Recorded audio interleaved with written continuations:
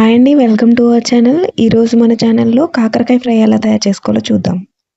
దీనికోసం నేను అర కేజీ కాకరకాయలను తీసుకున్నానండి. ఇలా చిన్న సైజు కాకరకాయలైతే బావుంటాయి. శుభ్రంగా నీటితో కడిగిన తర్వాత పైనున్న తొడిమి తీసుకోవాలి. మీరు కావాలంటే పైన చెక్కు తీసుకోవచ్చు. నేను తీయట్లేదండి. మీకు ఈ సైజు కాకరకాయలు అవైలబుల్‌గా లేకపోతే నార్మల్ కాకరకాయలు చిన్న చిన్న ముక్కలుగా కట్ చేసుకొని కూడా చేసుకోవచ్చు. వీడియో క్లిప్‌లో చూపించినట్టు కాకరకాయలన్నిటిని ఇలా కట్ చేసుకోవాలి. ఇప్పుడు వీటిలో కొద్దిగా ఉప్పు, పసుపు వేసుకొని ఒక హాఫ్ అన్ అవర్ పక్కన పెట్టుకోవాలి. ఇవి నానేలోపు మనం దీనికి కావాల్సిన పౌడర్ రెడీ చేసుకుందాం.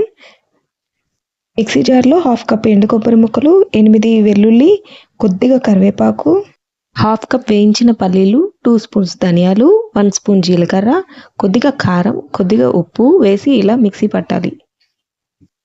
మనం అరగంట పాటు పక్కన పెట్టుకున్న కాకరకాయలని ఇప్పుడు ఇలా గట్టిగా పిండేసినట్లయితే దీని లోపల చేదు మొత్తం పోతుందండి.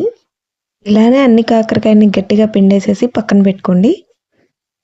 కడాయిలో డీప్ ఫ్రైకి సరిపడా ఆయిల్ వేసుకొని ఇప్పుడు కాకరకాయలన్నిటినీ క్రిస్పీగా అయ్యేంత వరకు ఫ్రై చేసుకోవాలి.